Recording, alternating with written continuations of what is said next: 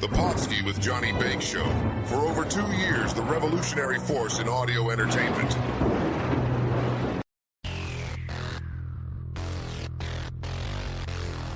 Oh, yeah! Brother, Let me talk to you! Freak out, freak out! I just had an out-of-body experience! Insane in the membrane! Brother, Yeah! And I'm here for only one reason, and that's to take it to the limit, yeah! somebody stop the damn man! I'm living on the edge. Who is your daddy?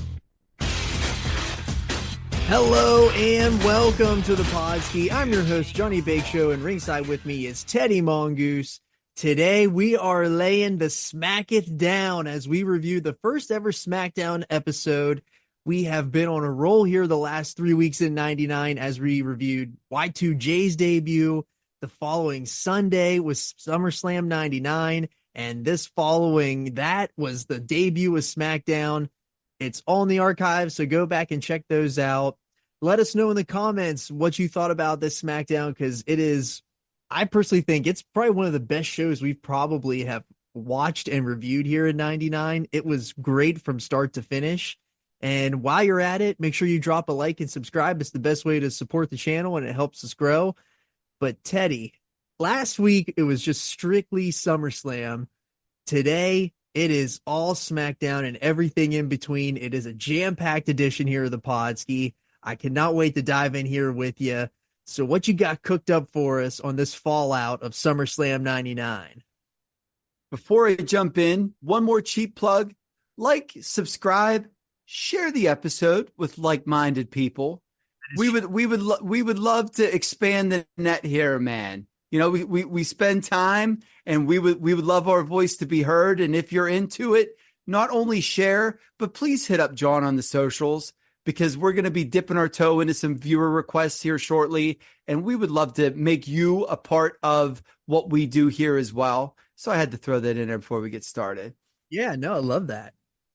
SummerSlam 99 just reviewed last week. Coming off hot of that, we have the main results of that show where Jeff Jarrett beats D'Lo to become the double IC and European champion after Mark Henry turns on D'Lo Brown, even after D'Lo got him into this, excellent shape, slimmed down Mizark. Mark stood beside him after the drive-by tree shot, all of that other jazz.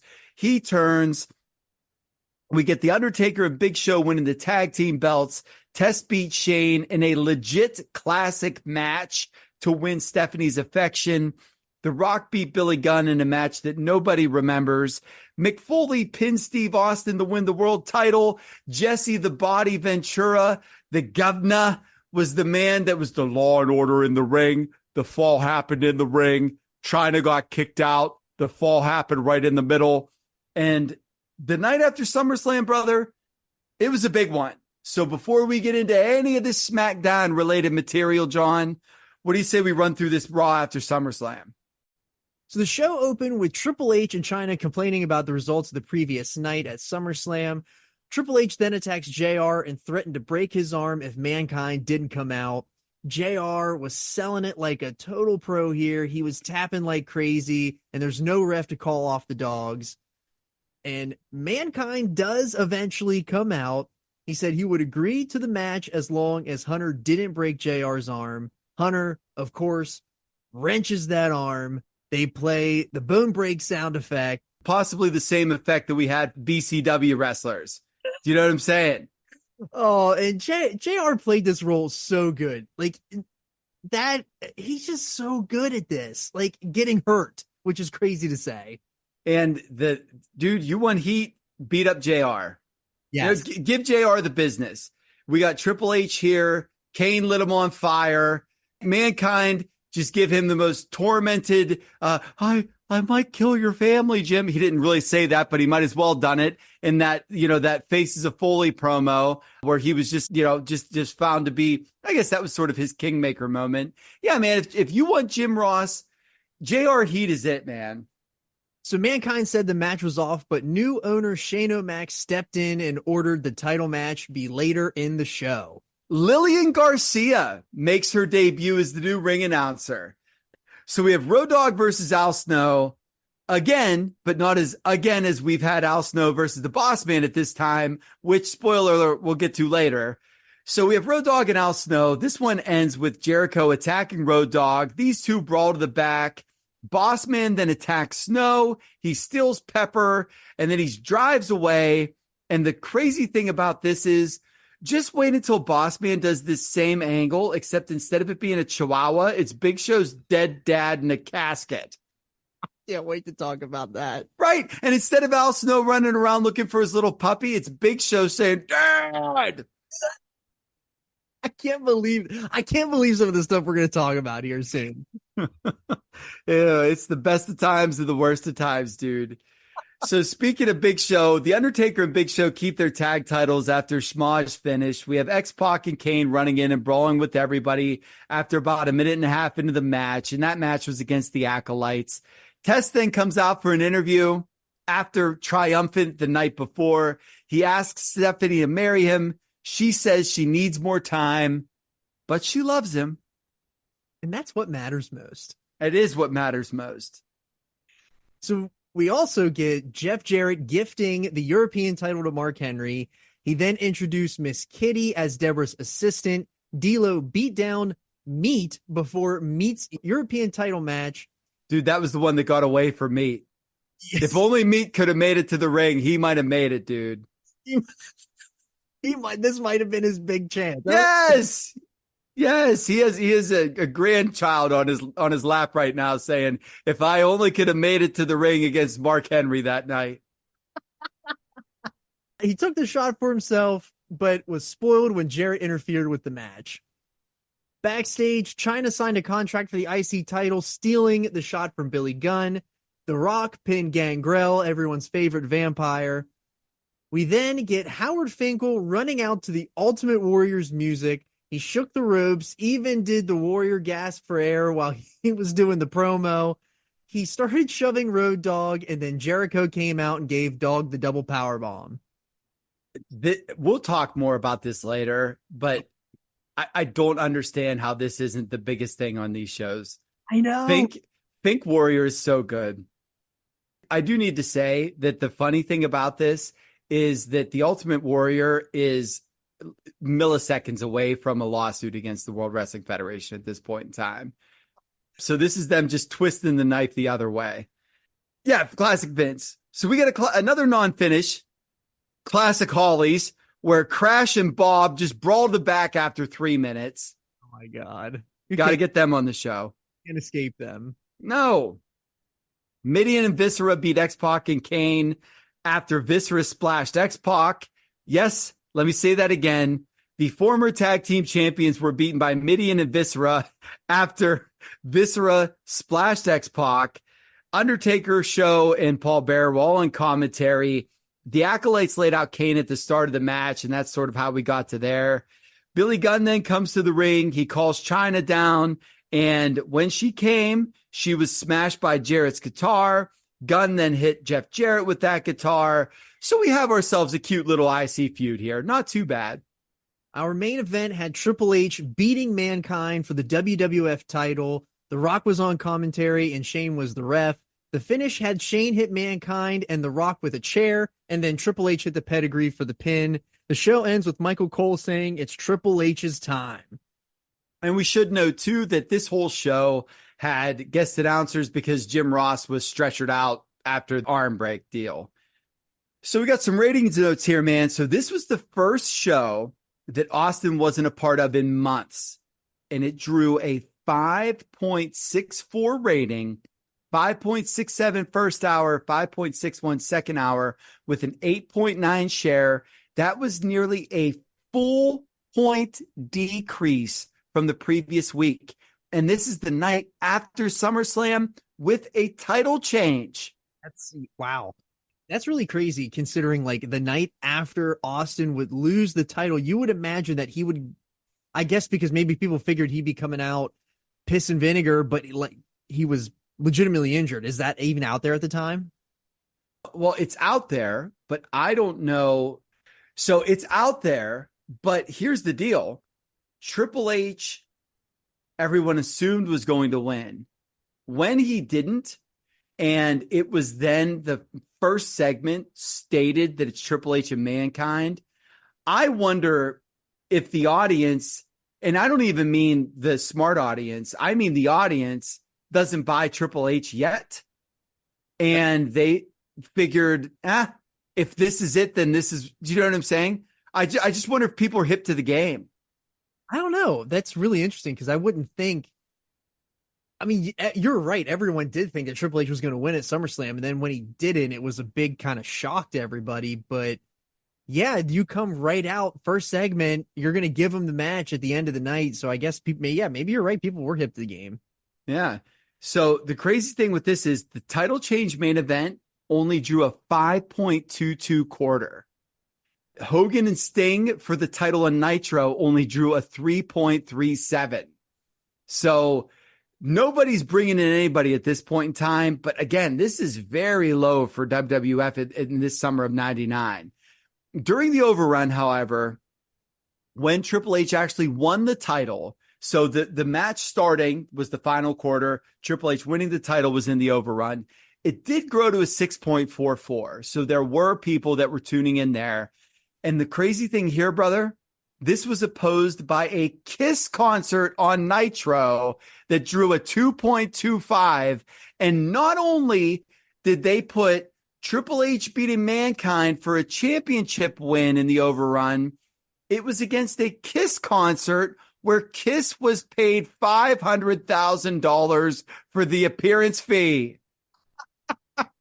That's so WCW. It is, man. With all that being said, we take a little break from what's happening in the ring, and we promised the people last week, and we got to give the people what they want.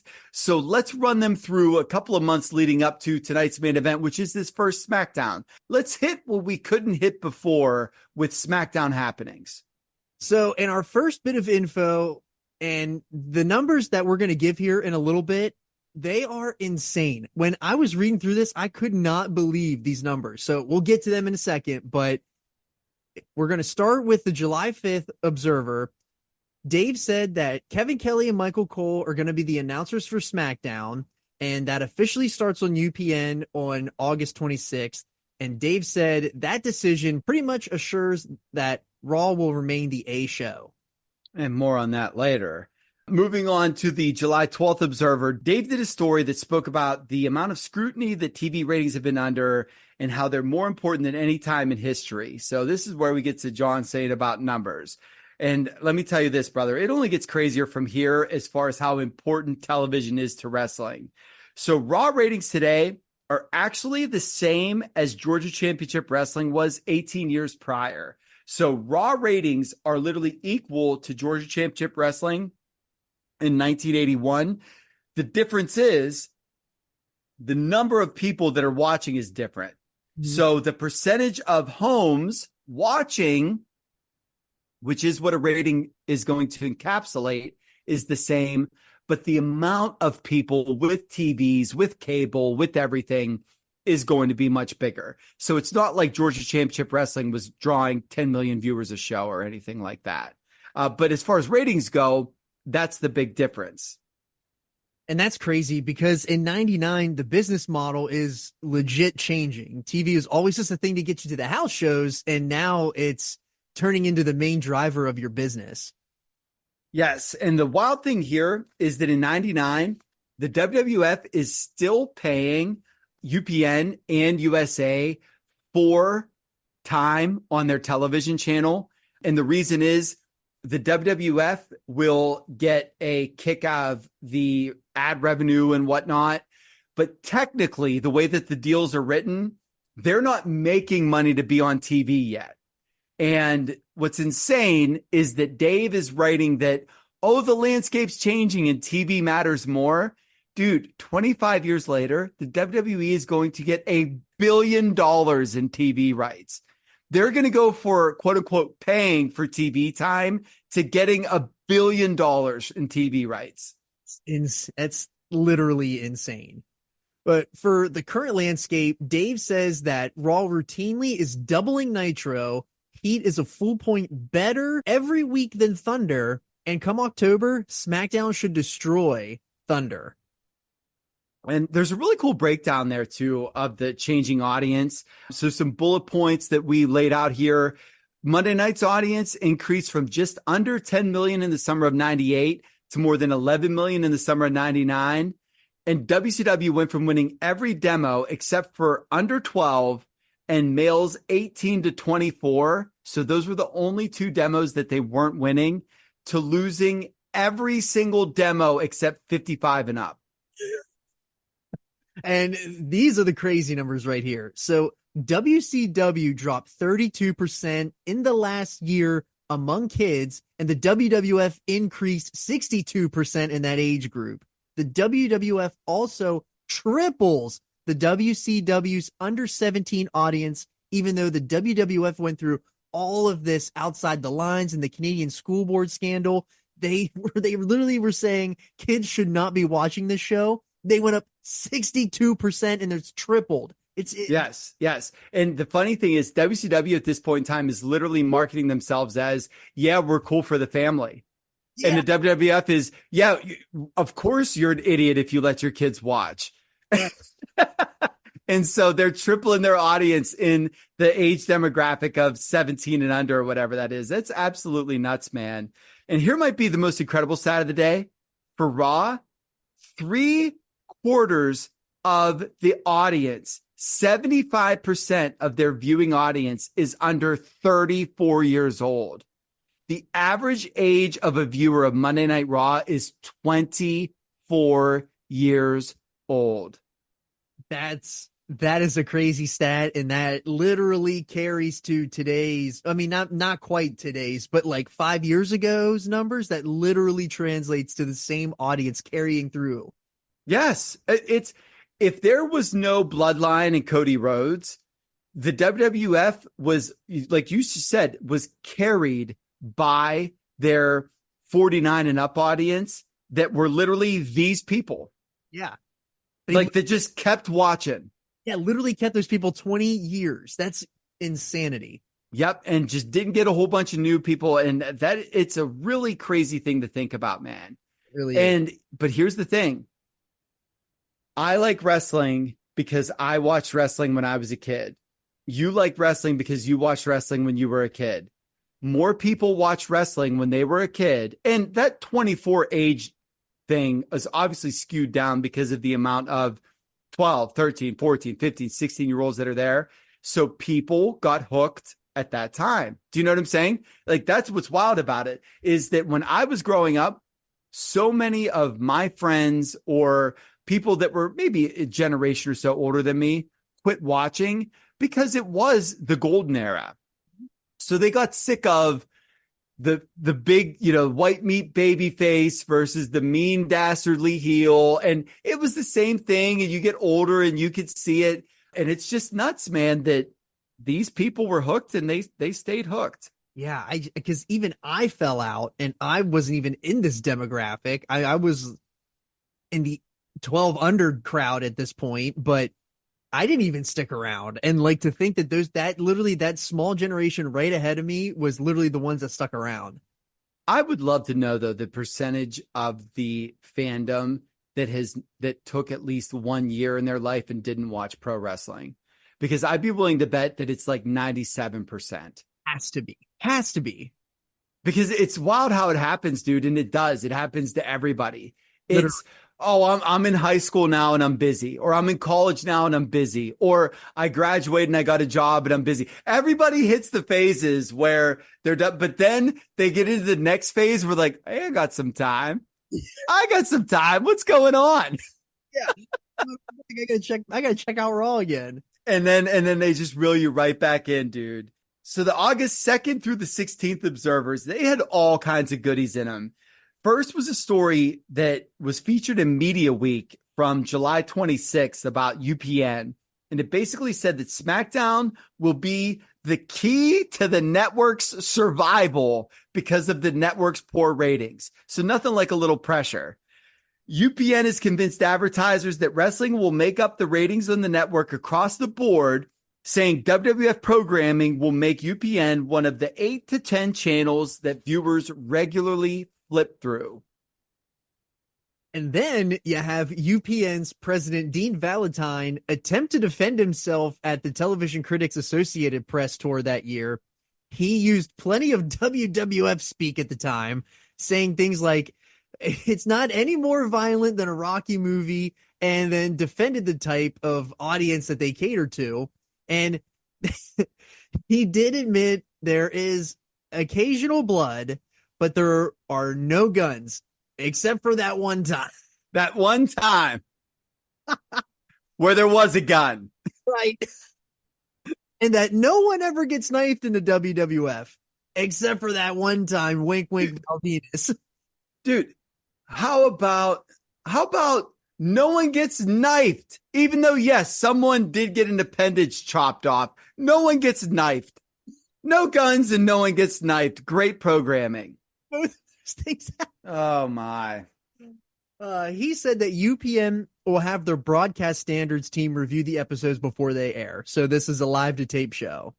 Right. And the Hollywood Reporter commented on the interview, and it said basically that it couldn't have gone worse for Valentine if he had a bullseye attached to his forehead. So Dave writing for the Hollywood Reporter.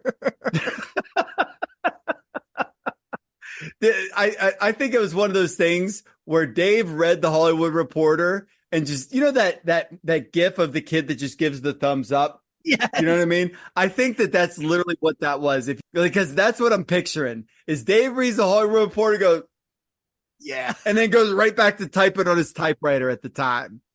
So now for maybe the biggest news coming out of WWF this year. And John, I give you the honors, brother. What you got? Yeah, this is big. And this is one of the reasons why Vince is off TV at the time in Shoot Life, not for storyline reasons. The August 9th Wrestling Observer reported the World Wrestling Federation has officially changed its name from Titan Sports Inc. to World Wrestling Federation Entertainment Inc. And it announced on August 3rd that it has filed papers to go public. The initial offering will be for the $172.5 million in Class A common shares of company stock to be traded on NASDAQ exchanges as WWFE. That $172.5 million will be about 20% of the company's value, which is approximately $862.5 million. There were initial reports here of the company going public in May, but Owen's death at the end of May and then the battery of lawsuits that the company faced through the summer really slowed that train, because whenever you do the IPO, you want positive momentum, and they had none of it. But remember that during the summer, especially as we got towards the end of July, the Kansas City police investigation ended the criminal investigation with no charges, and Rena Mero's lawsuit was settled. So we've checked off a couple of those. We also had the Ventura lawsuit settled, as well as the lawsuit with the fella against Marty Jannetty. So the company stock is currently 100% owned by Vince McMahon. His current salary as CEO is $250,000, but will raise to $1 million as a base salary, and he will receive another $1 million as a performance bonus after the company goes public. And I found this interesting too, because I didn't realize this about Linda either. Linda's salary will jump from $175,000 to $750,000 with a $750,000 performance bonus when the company goes public. And this is why rich people stay rich, dude. Yeah. Because even though they obviously don't even live in the same state anymore, most likely, you get it, you put it in trusts, you do certain things like that. Do you know what I'm saying? And it is what it is, brother. Man, the top 1%, man. They stay there and they don't leave. Nope.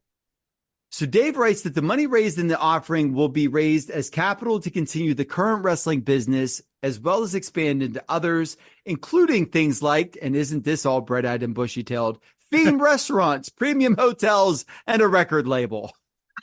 The themed restaurant is just so good. Mm-hmm. Vince Russo is also writing a pilot for a TV show that would be about behind the scenes in a wrestling company. The WWF would be involved. He would still be writing WWF TV, though. And Ed Ferreira's deal also included a raise as well as less travel as they're, restructuring and doing all of these things, especially with adding the other television show.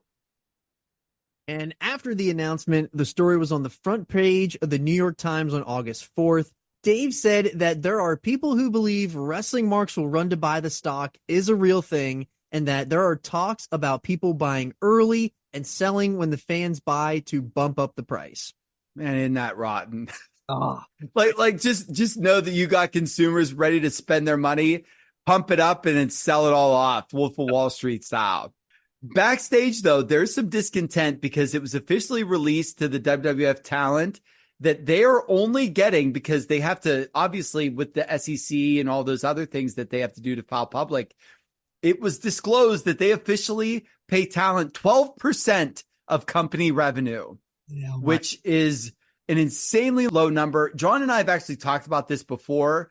Might have been in the Invasion episode, and then somewhere else. I know that we compared WCW and WWF paying talent at the time. In the Invasion show. There we go. They're also coming out details about employees and wrestlers being able to have stock options. So no answers on that yet. Dave said that the move's timing is perfect as they are at the peak of their popularity, but he also notes of some failed business ventures that they had outside of wrestling, such as the WBF, Ico Pro, and boxing, all being failures. And he'll add the WWF New York and the XFL twice. I still would have loved to go to WWF New York. I would have too, brother. When I used to go to a place in my shoot town that was a horse track and a bar, depending on what night it was. And then Sundays they would play the pay-per-views. And dude, I watched SummerSlam 02 there. I have a bunch of great memories. And every time they would pan to WWF New York, I'd be thinking, someday I'll get there. And little did I know that it would be gone before I had enough money to actually go. Yep. Which was only like 12 months later. Dave gets into all the financials, with the big thing being the revenue generated so far in 1999 is doubled over the previous year. And that pay-per-view is a huge moneymaker, with Titan's share of pay-per-view being about $66 million. He also said the sky is the limit in terms of new revenue, but the WWF is what is hot, not the wrestling business.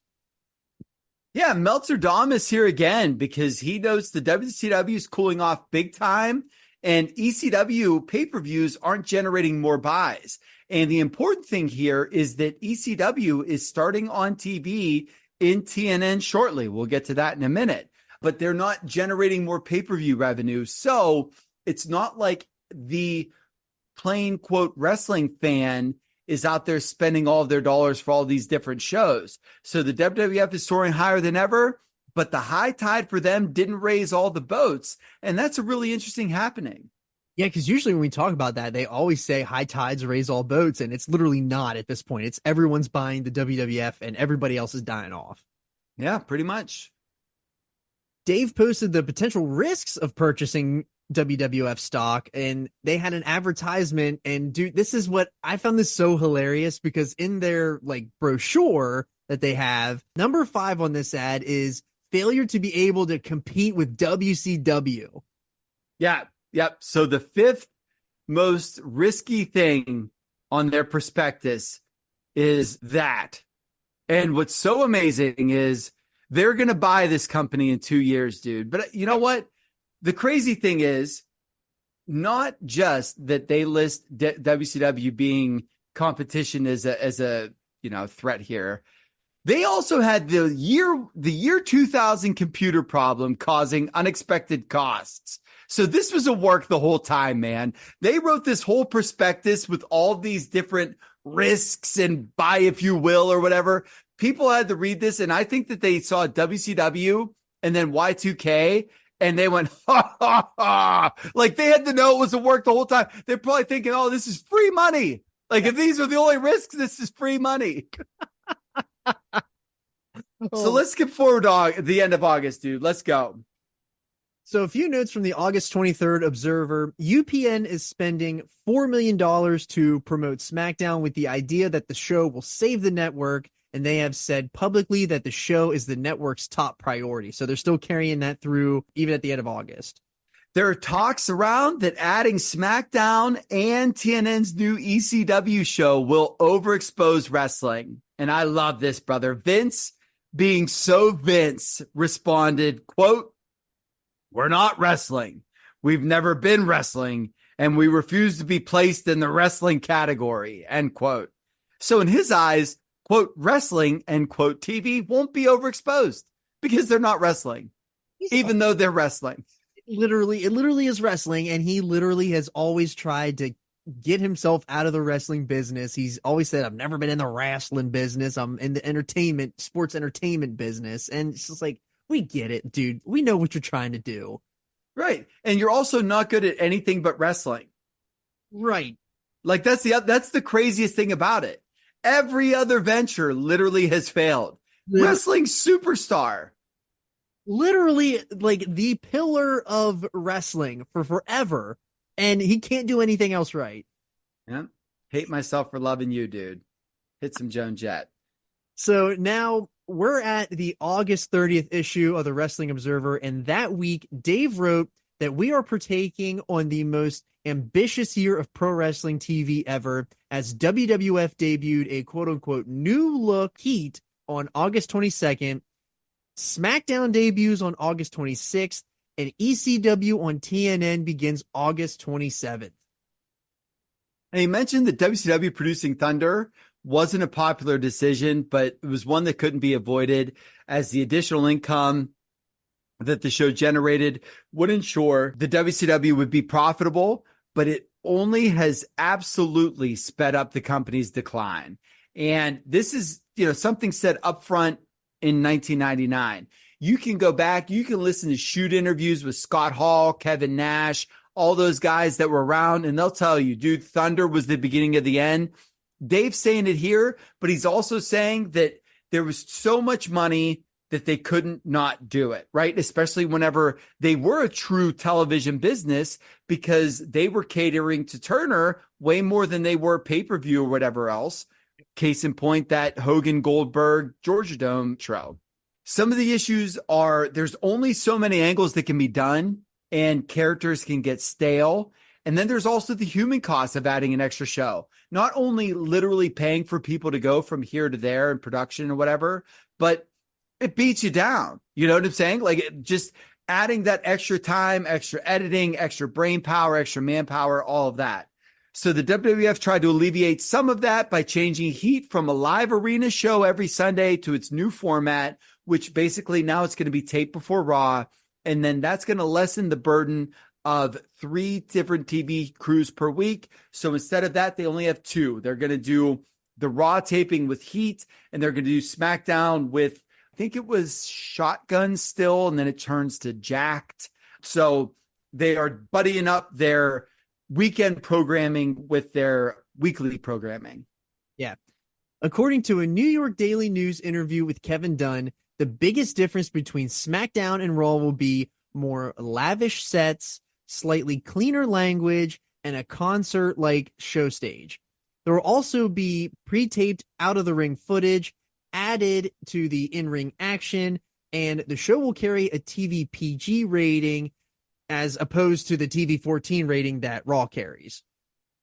And Dave finishes out this with saying that Nitro and Thunder both successfully ran together when Thunder debuted, but Thunder started to suffer as tapings were cut, and so was the creativity and the star power. And dude, Thunder, I remember I was in when Thunder started, and I was watching every Thunder, and all of a sudden Thunder went from having the Wolfpack being on it every week to, God, insert person here, Stevie Ray versus Jeff Jarrett, even though Jarrett isn't there yet.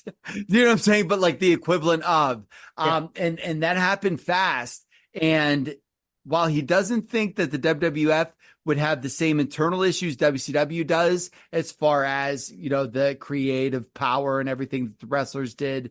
It's still something to keep a watch on as the WWF Smackdown enters next summer, which would be 9 months after its debut. And at this point in time, we're about 9 months after the Thunder debut. So, other news that we have here before we get into SmackDown, Taz has not signed his ECW contract. He was given offers from WCW, but they didn't strongly pursue him. He wasn't overwhelmed with the offer, and so for the time, we'll continue working with ECW, although the 3-year deal that has been offered to him from ECW includes full medical coverage for himself and his family. There were rumors that TNN upped the money to keep Taz for their TV show, but that was totally inaccurate. And then another one, we have an update on the Dudleys.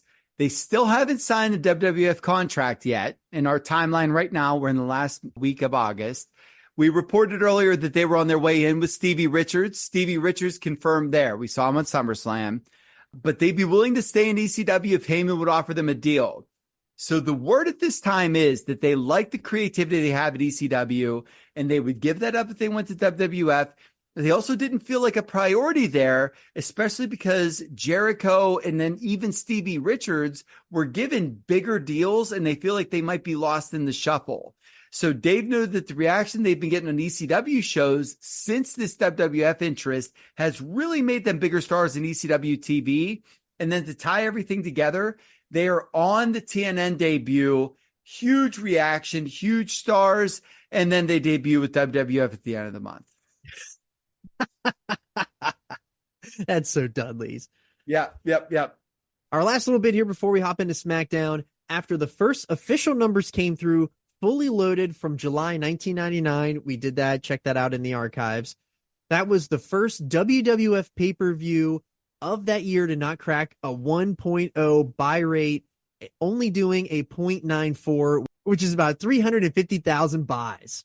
So, all right, so Goose, we've made it, caught everybody up last week. We didn't give you all of these news and nuggets. We jam-packed it here for you today, but now it's time to hop into this very first SmackDown. So give it to us, Mongoose. What you got? So this was the first official SmackDown weekly show debut. The pilot actually aired April 29th, 1999. John and I did talk about that way back in the archives. Go and check that out.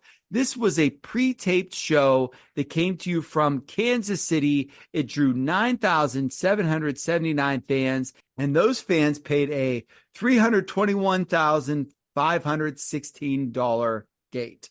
You mentioning Kansas City, as a shoot, I texted Mongoose whenever this show started, and I was like, dude, we are in Kansas City. We are at the Kemper Arena for this SmackDown, literally months removed from Over the Edge, where Owen Hart had his tragic accident. We just wrapped up the investigation. We're coming back, debut episode of SmackDown. Yeah, we are, and all is forgotten. Literally, it's gone. Not a mention, not a nothing, and there's 10,000 people there that are just here to cheer the modern product. Yeah, man, wild times, wild. Before we even get into the first thing, too, the last thing I want to say is how amazing is this theme song? This theme song and opening, the branding, all of it is perfect. I love the SmackDown branding. Dude, I can't see this opening or hear this music without thinking of Botchamania. It's all I can think about is Booker T saying the N-word and like being upset about it. Shockmaster bursting through the deal. Like that. I hate to say it, dude, but Matthew, bless you. You should tag Matthew in the show notes for this for a shout out, because that's all I could think of, dude, is just the Botchamania show. Yes, we love you, Matthew, and huge shout out to you because Botchamania is so great. Like I love it, dude. It's Taz. So we start this SmackDown and we get a recap of what happened on Raw that we previously talked about here, with Triple H becoming the WWF champion. And this was incredibly well put together. And the opening song, like I said, it is so good. the blue branding here. It just was so late 90s, early 2000s. It was a chef's kiss. So I don't know how you feel about the set either, Goose. How do we feel about the set? Because I don't know if it's better than the Fist, but for the time, this is an incredible set. Well, what I liked about it was different without being a complete rebrand. Yeah. It looked like a different show, and that's what I really did like about it. It had a completely different feel to it, and it really did start with I think it started with the stage, obviously. Yeah. And so so when Raw started, which I watched the first Raw, dude. I was allowed to stay up until 10 o'clock only on Mondays because I could watch Raw. And this went until like 1996. So that was it. You know what I mean? Like as a baby goose, I was allowed to stay up and watch The Undertaker beat Damien Demento. But the thing with Raw was it was uncut, uncensored, whatever. And it was all at that Manhattan Arena. And so it was like stripped down, right? You then get into like Raw is War in the War Zone. And it wasn't anything big or elaborate. It was more, I don't know, like for not to sound like clunky, but raw, right? Uncut, like sort of stripped down.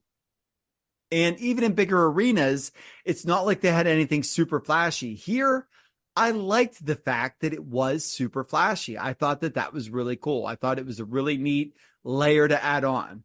Yeah, no, I totally agree with you. It's refreshing to see because it's not the same thing every week like we get with Raw, but it's also separate and not it's almost overly lavish to what you see on the pay-per-views too, because even the pay-per-views don't even look this good. Depending on what the theme is at that point in time. Sometimes we get 1,000 ladders and all that stuff. I did like that one that we just did with the backdrops of the bleeding Vince and bleeding Austin and bleeding The Undertaker. Like those kinds of things are cool. Fully Loaded was a really good set. And then, of course, you go to SummerSlam and it's just JLG lifts. Right. But, dude, as they're doing the set and they're panning through, there are so many not PC signs in the crowd here in 1999. Oh, no way. There's so many signs here, though. Oh, dude, it's a sight to be seen, brother. It is. So my time hits and our new WWF champion is on his way to the ring. And I wish I could be this confident, shirtless in jeans, because he looks incredible here. So Triple H cuts a promo saying that he's the game and that he's proved all the doubters wrong. He calls out The Rock. The Rock's music hits. He comes out in the $500 shirt, and it was just wonderful. The Rock says that he has a plan later tonight, and he challenges Triple H to a title match in the main event. And this segment was a hell of a way to kick off this brand new show for the WWF. Man, The Rock, what I appreciate about him at this point in time, and still today, except he's so much better at it, he throws himself softballs and he just hits them all out of the park. Literally. He does, dude. He tees himself off and he knows what's going to get a reaction. And the fact that he's doing this, and when JR said that he's 27 years old, that hit where I was like, this guy is this good at this, that young. That's crazy, man. I don't even remember hearing that, but that is insane to think about. He is 27 years old in 99. Yeah, well, when it was at one point, it was either at the beginning or at the end when he was making his way down. Jim Ross literally said, "This young fella, 27 years old." And I'm thinking, man, these poor guys probably thought, oh, we have this guy for 25 more years. And they kind of did, except he was gone in 3. No, he's on the board, though. He is on the board. $9 million for that Mania match. Good for him. So The Rock makes his way to ringside, and he says he's going to take his $600 shoe and he's going to shove it up Hunter's candy ass, and Commissioner Shawn Michaels' music hits. Shawn makes the match official for the main event, but names himself as special guest referee. And as Shawn goes to leave, Shane hops up into the ring out of nowhere, grabs the mic, and names himself the second special guest referee. Before I give my commentary there, I did need to note that we were just talking about JR and King were actually added to this show last minute. We had mentioned before about Kevin Kelly and Michael Cole.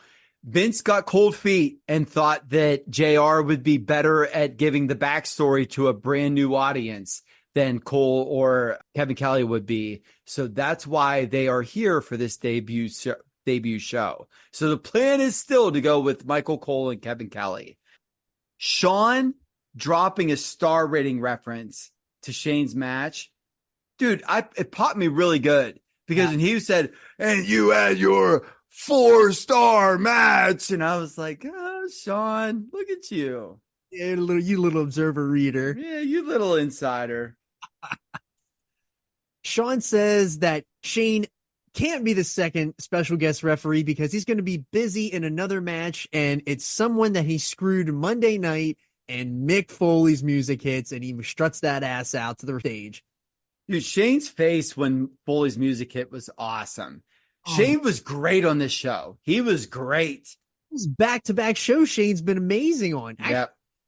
A couple shows. Like, he was incredible at SummerSlam. He was really good on that Raw. And we come back here, he's like piling together a lot of really, really great performances. Yep, he's doing the damn thing. So Foley makes his way down to the ramp to the Rock, and they both hop in the ring, and all hell breaks loose. But poor McMahon, he couldn't move. He was trying so hard not to bend his knees here. You know, crazy thing is that the Observer after this, Dave reported that the WWF requested that he lose 50 pounds. So not only are his knees blown, but the WWF's like, brother, if you're going to walk around with some bad wheels, like you got to take a little bit off the top here, man. Literally just had surgery. Oh my gosh. So the posse, they end up hitting the ring, and it didn't matter as Pete Gas and Joey Abs both get the rock bottom here. Now, I love the posse.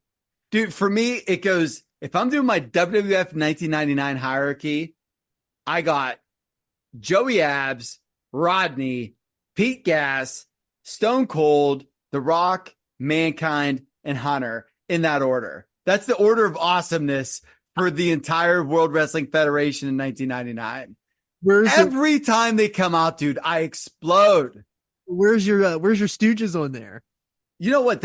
I don't have them yet, but I actually have something for them later. So it'd be unfair for me to shoehorn them in now, but I'll get to them. Shout outs to you, Jerry, because you gave us a big like on the Twitter machine last week on that tweet. Bingo. You don't recognize the reel. So JR and the King welcome us in, and they also announce a triple threat tag match between Big Show and Undertaker versus the Acolytes versus Kane and X-Pac. And we also have Chris Jericho's in-ring debut versus Road Dogg. And the camera cuts backstage to Jeff Jarrett with Deborah and her new assistant, Miss Kitty, and they're making their way to the ring along with Billy Gunn. They both hit the ring, and we're finally underway here. Billy hit a big power slam for a near fall, and Lawler is still whistling at titties. I know, dude. And he's running for mayor. Still wearing the button. I had a picture of that on the Smackdown. The button is so good.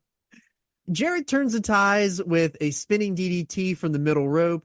Ringside, Jarrett posts Billy, and we get the "We Want Puppies" chants that we're so familiar with here on the Podski. Chyna makes her way to ringside when Jarrett is asking for the guitar. Chyna takes the guitar away from Miss Kitty, and she wallops it over Deborah's head. Billy rolls up Jeff, but Billy gets the win here, and then Billy and Chyna have a thing in the ring because Billy was pissed that Chyna stole the IC title shot. He tries to make her kiss his ass, and then she low blows him. Dude, I absolutely was not expecting Deborah eating the guitar shot here. I was legitimately like, like I was taken aback that Deborah took a weapon bump.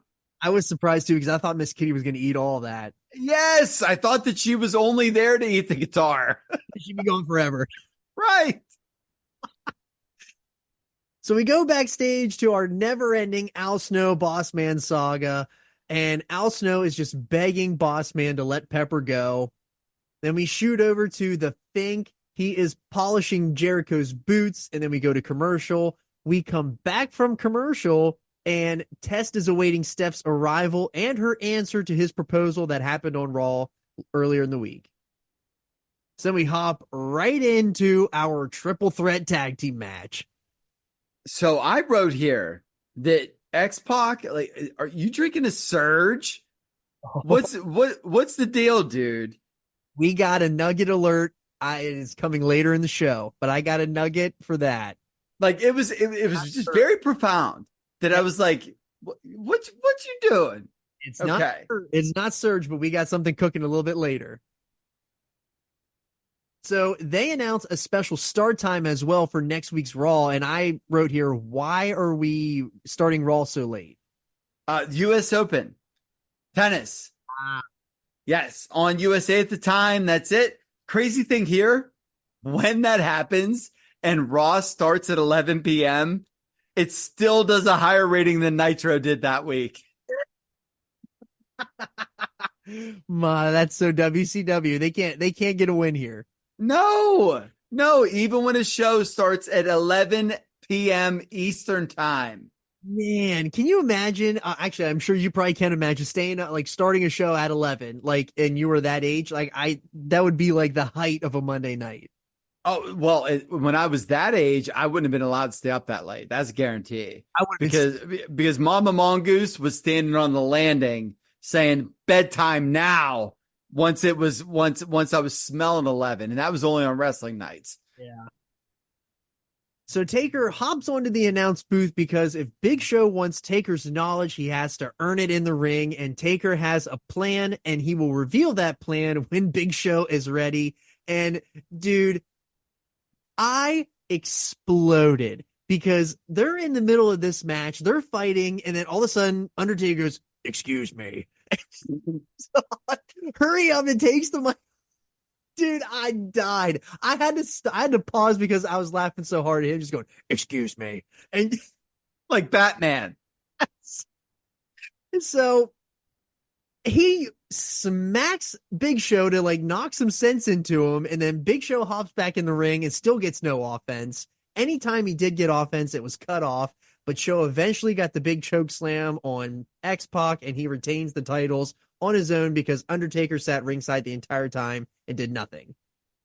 Yeah, this was a night off for Mark. Good for him. But I just wanted to note that we had a very visible Fire, Midian, and Viscera sign on hard cam that I couldn't stop laughing at once I saw it because I was like, yeah, I got you. Yeah. We wish that would happen too. Right. I don't want anyone to not make money, but I don't want to watch these guys on retro TV. Yes, not anymore. Wearing our asses out. Right. So Test confronts Steph when she gets to the building regarding her answer, and she says she does have the answer. So then we cut over to Boss Man. He is in the ring and he calls out Al Snow. He says he doesn't have to worry about Pepper as long as he doesn't bite the Boss Man. Boss Man says he wants the title match now and he will give Pepper back. And he says he will give Pepper hard times if he doesn't show up for the match. Snow does come out. He does confront him, says that as long as, like, give me Pepper back, I will give you this match right now. They go to commercial. They come back from commercial just to do entrances all over again. And Al Snow is standing in the ring. Yeah, dude, we can't escape Big Show and Kane being in the ring together, even though they don't gel. We still have to watch them continually wrestle. And then we can't escape Al Snow and the Boss Man. And I wish that Pepper, instead of him being a Chihuahua, was that huge plush, big-eared dog from Never-Ending Story. I wish it was Never-Ending Story. Like, I feel like this is what I'm dealing with here, man. I can't take it anymore. And I know that it's not done. Yeah, it's literally just starting up right now. So the Boss Man comes to the ring and he's holding Pepper, and poor Pepper, he's got the muzzle on his nose. Poor Pepper. I put Pepper has the thimble on his nose. Just a little thimble is what it looked like. So in their match, they bring all of the gimmicks into the ring here. Dude, Al Snow's ladder bump looked absolutely brutal. Oh Out onto the floor, whatever that was. Brutal.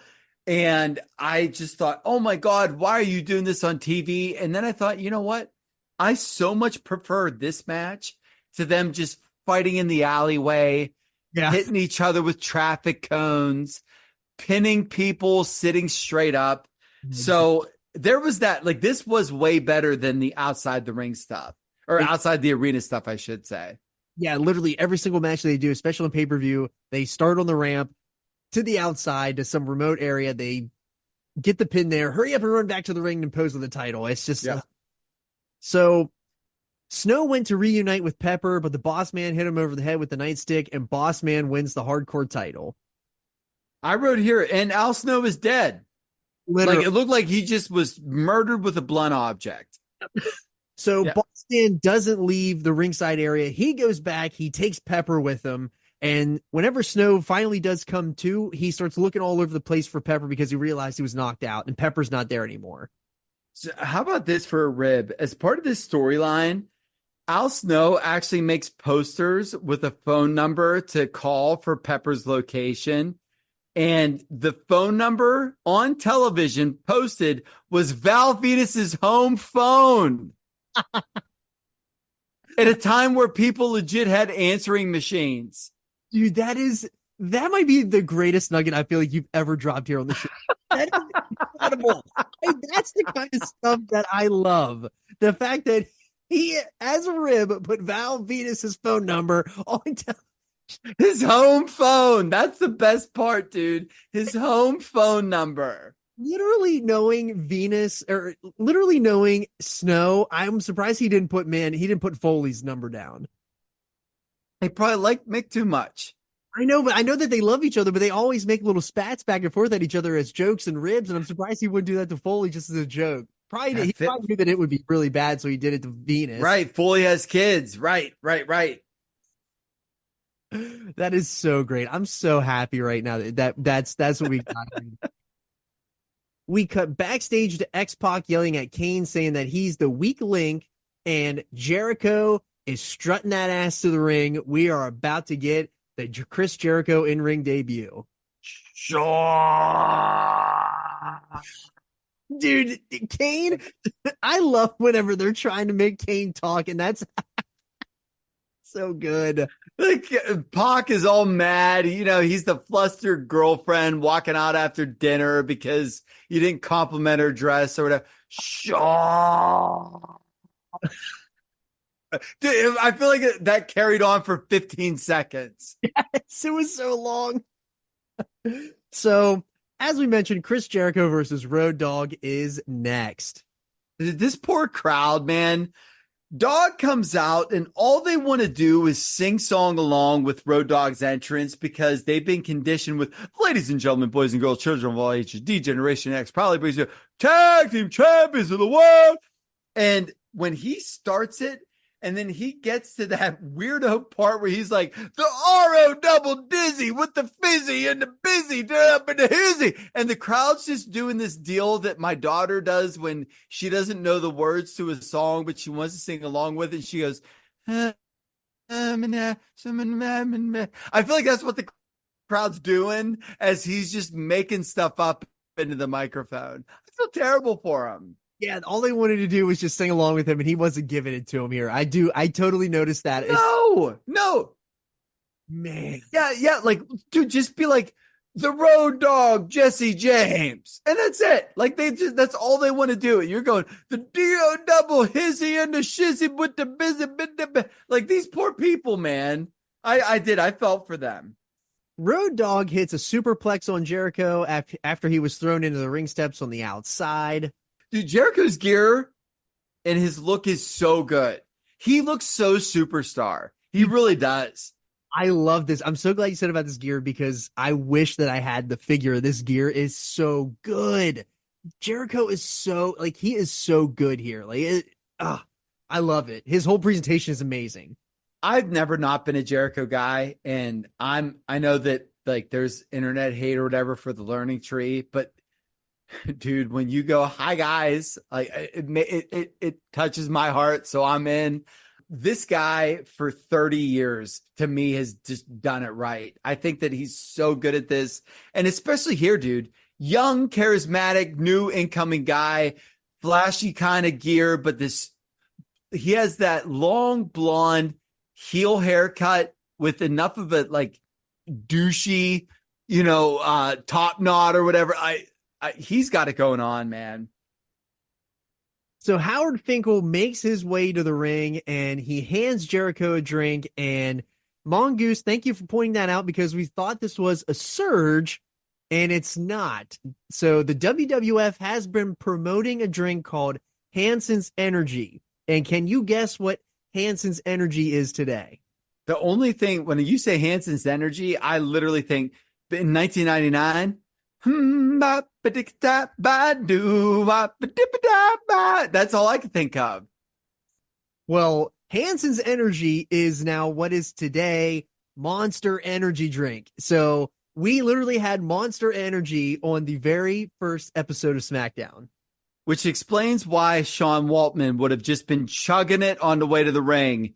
Oh, yeah. Just in there. God only knows what a Monster had in it in 1999. Oh my God. It could have been, it had to be so bad. It could have been everything. It was gasoline, ephedra, GHB. Dude, get me a Hansen. Let me try Hansen so I can stay up for 9 days. Actually, if you still had a Hansen from 99, I bet if you cracked the top on it, thinking about it, that it would just explode.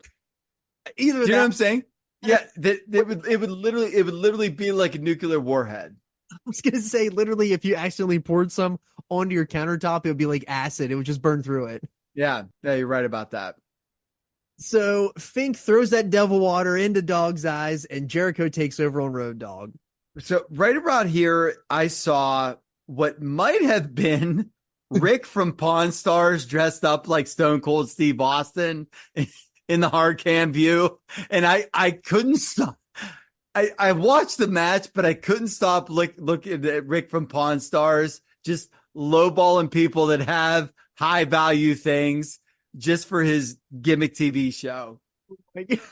I can't wait to go back and see that. I'm going to do that again. He'll be on the screen for sure if you're watching. You'll see him. You'll know when you find him. I can give you $30. That's what you're going to think. Yeah. So Jericho pulls a table out. He sets it up in the ring. He tries to suplex Road Dogg through it. Dogg fights back, but Jericho put Dogg through the table for the DQ finish, and the Road Dogg wins. Jericho locks in the walls of Jericho, and several refs have to run in to remove Y2J. Dude, the double powerbomb Lion Tamer combo. This takes me right back to WCW NWO Revenge.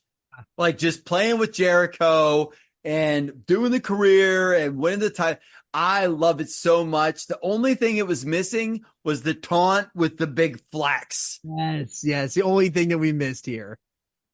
So backstage, Jericho and Fink, they're watching the monitor, and Jericho tells Fink that he's got to go get his job back, and the Ultimate Warrior music hits, and Fink goes full Warrior here, and I exploded. Dude, the fact they covered him running from the back the whole way to the ring, it was so good. I literally wrote, "Go, little trooper, go," as he was running out. And honestly, I said it before, I say it, I don't understand how this isn't the most over thing on the show. I don't get it either. I was dying, man. I thought this was so good. It's my favorite thing on the show. This whole Jericho and Howard Finkel thing was my favorite thing on the show. And when he was running out, man, the crowd went like, eh. Yeah. Like it got no like huge pop. Like it got a but nothing huge. I don't know, man. And it didn't get a huge reaction whenever he did it on Raw, which is unfair. It's unfair to you, Fink, and it's unfair to you, Creative, because this was an awesome idea. Yeah, everyone else is wrong because we are right. We're not. Yes. So Fink attacks Chimmel, but Chimmel throws the Fink out of the ring, and Jericho makes his way to get Fink, and Shamrock's music hits for his upcoming match. But dude, the Chimmel pop was so huge. Yes. Chimmel got the pop for retaliating that Fink should have got when he ran in Warrior style and shook the ropes and just wasted Chibble to the side. Like it should have been a huge pop, double pop, but good for Chibble, man. Chibble had to be like a top 5 moment for him, getting that reaction, for getting putting the boots down on Howard there. Yeah. So Jericho, he heads back up the ramp and Shamrock is coming down the ramp. He shoulder checks Jericho and Jericho is like, whoa, I don't want any problems. So they turn around. Shamrock keeps making his way down to the ring and Jericho sends Fink after Ken to show him that Jericho's not scared. So great. So good. And then Jericho comes out of nowhere and hits Ken over the back of the head with a chair, and then they both run away. I love it all, man. I do. I think that this is awesome. I think because the deal is, if you're not going to debut Jericho on top, which I understand why you wouldn't because of who you have on top, putting him with Road Dogg, who's an insanely over babyface, and then having him in a deal with Shamrock, who's taken seriously by the fan. I'm not saying he's over, but it's not like Shamrock's a geek. I think that all this stuff is very good. Yes, it's so good. We should have got more of it. Yep. So Steph is in the ring and she's ready to give Test her answer on the proposal. Test said he's going to make it right. He gets down on one knee, pulls the ring out, and Steph says yes. And Jim Ross literally could not have been any happier here. But the posse runs in and they attack Test right after. Dude, I wrote Jim Ross screaming, "They love each other," with the same voice and cadence that he calls Triple H a son of a bitch with. I was dying because you could copy and paste the voice and cadence of him screaming in hate at Triple H saying, "They love each other." Like, I was just like, dude, how do you do this? What a pro. Yes, JR was on one here in this show. He did really well. So as the posse is beating down Test, Mankind runs in with a chair and he cleans house before Mankind tells Shane he gets one clean shot to hit Mankind with the chair. Mankind turns around. Shane hurries up, runs in, and hits Mankind with the chair and starts yelling about how awesome of a job he did. And dude, I died. It was excellent. He was flexing and yelling.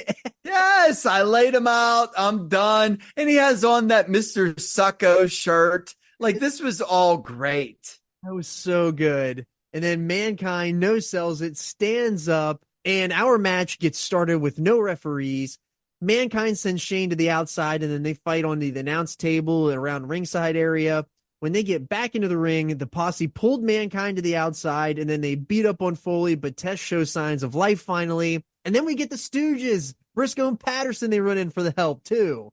Yeah, and here is where I wrote that Stooges versus Posse is greater than Austin versus Rock. Fight me, nerds. I love it. I love it so much, dude.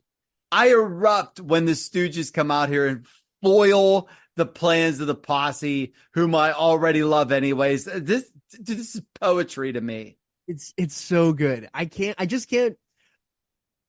I'm so flabbergasted at how much I enjoy watching these Posse and Briscoe and Patterson coming in for the save. It's just so good. The Posse has been ragged on for years and years. And dude, they're so good at what they do. They're geeks. They know they're geeks. And they go out there and they beat geeks. Like, I don't care if they were literally Shane's buddies or whatever. They're geeks. They're the best geeks. I love it. I love it. Yes. And so right around about this time in the match, there is a sign in the crowd that said SOS, but the letters spelled down, it said shit on Shane. And dude, I exploded. There is just shout out to that. Whoever made that sign, shout outs to you. And then we got Steph choking out Pete Gas on the outside too. Yeah. But we get back in the ring. Mankind hits the double arm DDT on Shane, and then he pulls out Mr. Socko. The mandible claw gets locked in on Shane as Triple H and Chyna run in, and they hit Mankind's legs with a chair. And literally, Hunter doesn't even care that Mankind's had that surgery on those legs because he just hit the hell out of those knees. Still insane that in the other timeline, Mankind just had surgery on his knees again. I know. I still can't get over that, dude. It's crazy that we're literally covering 99 and 04 here in the same, Foley's in the same predicament here. His knees are shot. Yep. So Mankind falls, Shane laid on top for the pin, and Shane is your winner. The camera cuts to Jericho and Finkel running out to their car. Jericho hops in the car, but Fink's door is locked, and Jericho drives off without Fink as Shamrock runs up to the car. It was so good. So Shamrock grabs Fink and tells him to never touch him again, and then he smells something and asks if the Fink crapped himself. Yeah. What's that smell? And I was like, dude, I need that as a soundbite. Like that should be part of the Podski Open. What's that smell?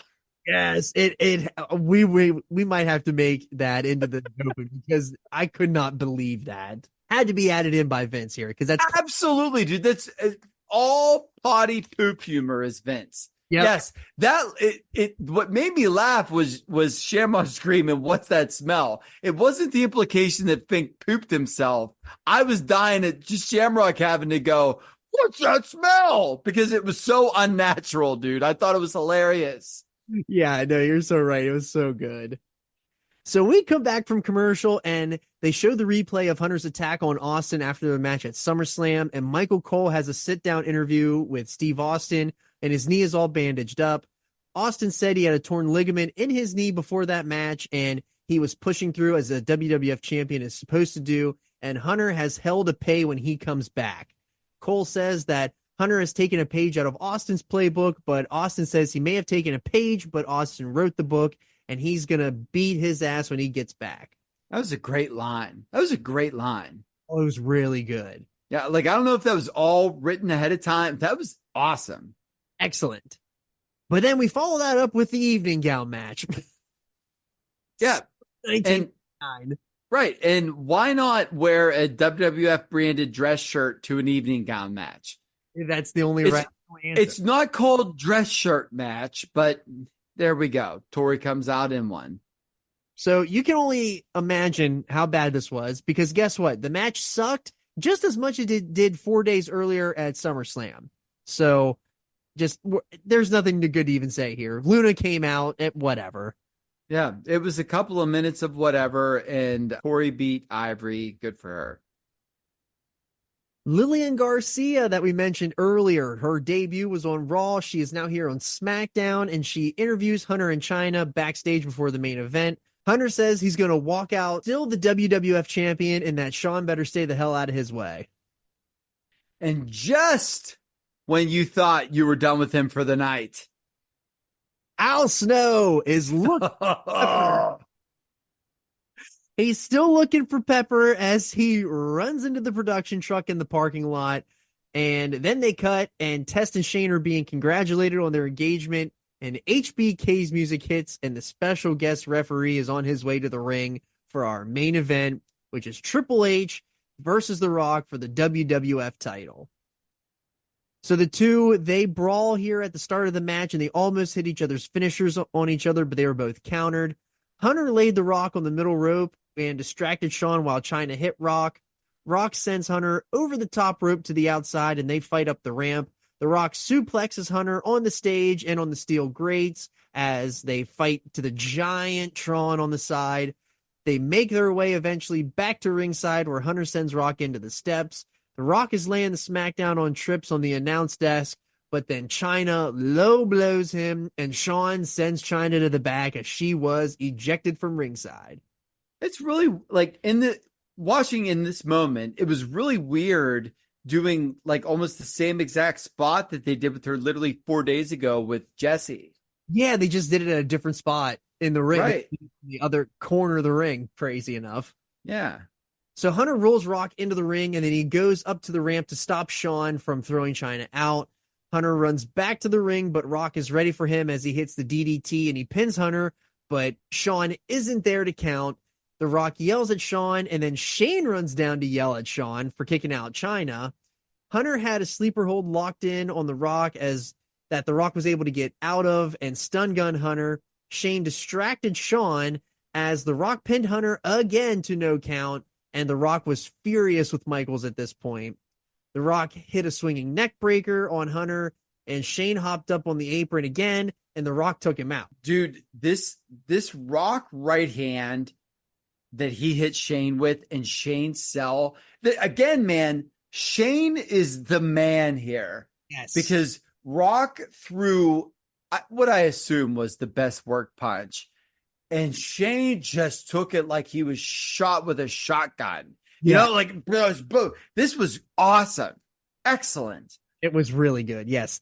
Thank you for making that point, because the way that Shane, man, we can't say enough here how much of a role Shane is on right now. Shane's always been a huge guy with the Podski, just so you know. Shane, if you somehow hear it, I love you so much. Every time I hear "Here Comes the Money," I'm one of the people that gets excited. There's not many. I'm one of them. So The Rock hits the rock bottom. He goes for the people's elbow, and Shawn, out of nowhere, hits Rock with the sweet chin music. And there was the kick that allegedly caused all that strife for all that time. Oh, that was it. That was the kick. That was the one. That was the kick that Rock said, I ain't working with Shawn because he doesn't want me to be in the position I'm at. There was a lot of rumors and whatnot that Triple H's backstage machinations with him getting the title and who he was going to work with, that Shawn had a lot of influence on. And Rock said that Shawn kicked him too snug, and he took that personally because he said that Shawn treated him like crap whenever he was first coming up, and they tried to hold him down whenever they were in DX to begin with. And so that's why those two never had a program together. I'm glad that we look at how many nuggets we're dropping here on the Podski tonight. Like this. Yeah. And that all was just a compilation of just Goose loving Shawn too much and doing digging for year. I have no sources or anything from that, contemporaneous or anything from that time. But yes, for years, that was the kick where that kick happened. And Rock was like, F you, buddy. We ain't working together again, because apparently that kick was a kick. It looked like it. So Hunter hit the pedigree and he retained the WWF title. Shawn, Shane, and Hunter celebrate together as the first SmackDown goes off the air. Dave said, quote, they're hoping Michael's incredible ability to generate heel heat can somehow provide the rub for Triple H to be a top guy, end quote. And there's something that I want to talk about here too. Shawn, for someone who's got a pretty bad back, very easily did a backflip right out of the ring. He looked very spry here. It could be the pills, but brother was moving around crisply. Well, don't forget that there were rumors swirling around about a year later about him making the return. I do believe it was the Invasion show where I told you, and we might have even cut it, where I was like, dude, I have stuff on Shawn coming back for Mania. Yeah. And so that 2001 show would make sense because it was in Texas. But he had the back surgery in January of 99. And of course, dude, he's so pill heavy here. He wore sunglasses out in the first segment. I'm sure that they wore up enough that he was able to, come out here and do the deal in the end. But he looks good because I think that he thinks that he ain't done yet. So that makes a lot of sense. So we do have some post-show ratings and notes, and Mongoose is going to get us onto that before we head out of here.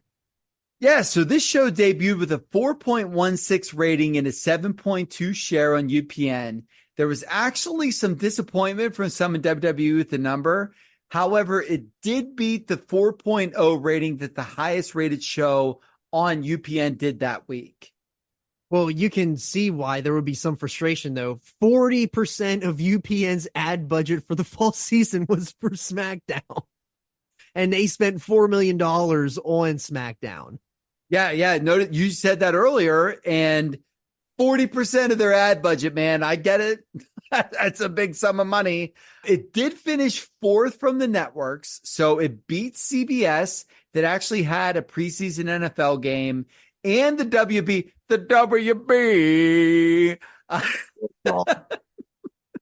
Michigan J Frog, baby boy. But it was behind NBC, ABC, and Fox. And in this week's hashtag, That's So Vince, piggybacking off of his comments before that we stated it, in the review here, Dave writes it that, quote, did not come close to the third highest rated primetime show of the night, which Vince predicted, end quote. Dave said that McMahon also believed it would be the number 2 show after a year, and in 2 years would be fighting for the highest rated primetime show of the night.